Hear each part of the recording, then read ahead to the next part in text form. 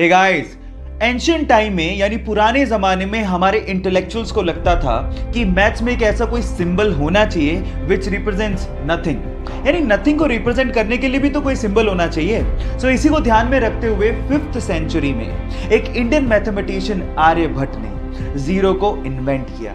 And let me tell you guys, zero का जो symbol दिया गया था वो हमारे पुराने मंदिरों, स्पेशली ग्वालियर के मंदिरों के दीवारों पे खुदा हुआ आप लोगों को दिख सकता है।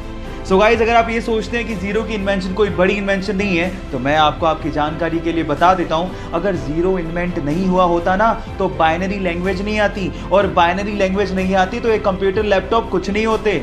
जब शून्य ना देता भारत तो चांद पे जाना भी मुश्किल था। क्या आपको पहले से बात पता थी? और नहीं पता थी तो चैट सेक्शन में लिखना मत भूलिएगा। 5 oldest countries in the world.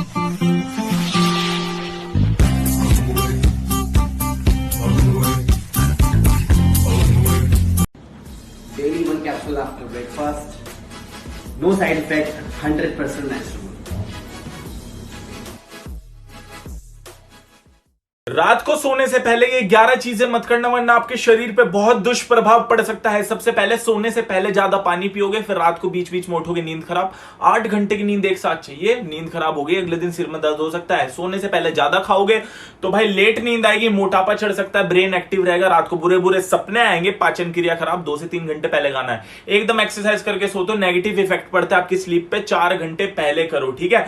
Mobile चलाते हो तो डार्क सर्कल्स हो सकते हैं, रात को 1 घंटा पहले रख देना, वरना भाई नींद नहीं आती है, दिमाग एक्टिव रहता है और आपकी आंखों की रोशनी भी कमजोर पड़ सकती है। दिन में सोना, दिन में सोगे तो रात को नींद नहीं आएगी, ये बात का ध्यान रखना, क्योंकि हमारे भाई नींद पूरी हो जाती है पहली। और भाई आपके गद्दा ना कंफर्टेबल होना चाहिए, अनकंफर्टेबल होगा आपकी गर्दन में दर्द होगा, इरिटेशन होगी, अगले दिन बहुत थकावट वाला जाएगा। नींद की गोली खाओगे तो भाई उसी की आदत पड़ जाएगी। बुक्स पढ़ोगे तो माइंड एक्साइट हो जाता है, जैसे मूवी देख के होता है। स्लीप रूटीन आपका सही होना चाहिए, वरना माइंड कंफ्यूज हो जाता है। रॉन्ग पोजीशन, पेट के सारे नहीं सोना, और कॉफी नहीं पीनी रात को सोने से पहले। कोई रामायण और महाभारत में 1000 से ज्यादा शस्त्रों का प्रयोग किया गया, और सभी अस्त्र शस्त्र अपने आप में बेहद विनाशकारी और घातक थे।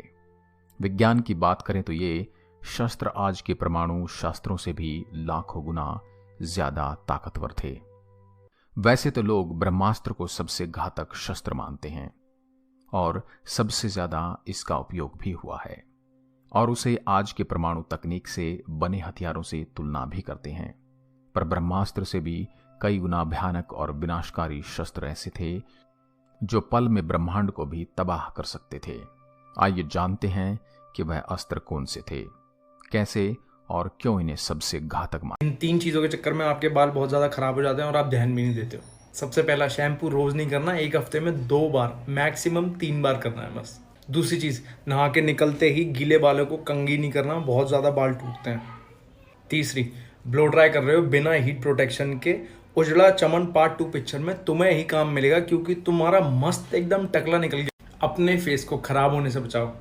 सबसे पहला, जब भी आप धूप में निकलो हमेशा सनस्क्रीन लगा के निकलो, धूप में निकलने से 10 मिनट पहले। दूसरा, 1 दिन में 2 बार फेस वॉश करना बहुत जरूरी है। हमारे चेहरे पे जो डर्ट है वो पिंपल कॉज कर सकती है। तीसरा, चेहरे पे बार बार गंदे हाथ नहीं लगाने, गंदे हो या साफ हो, आप चेहरे पे हाथ कम से कम लगाइए। मेरी वीडियो का जवाब वही बंदे दे पाएंगे जिनमें बहुत ज्यादा दिमाग है, जो बहुत एक्टिव है जिनका माइंड, और जो बहुत ही ज्यादा इंटरनेट पे आजकल टाइम व्यतीत कर रहे हैं, फोन चलाते हैं बहुत ज्यादा, और जो मेम्स वगैरह देखते हैं, जिन्हें पूरी नॉलेज है फिलहाल की करंट अफेयर्स की, ठीक है। पहले मेरे पास सिर्फ डैश फोटो है, फोटो की जगह आपको बताना कितने पैसे होंगे, रुपीज थे रिलेट करना है, सोचो।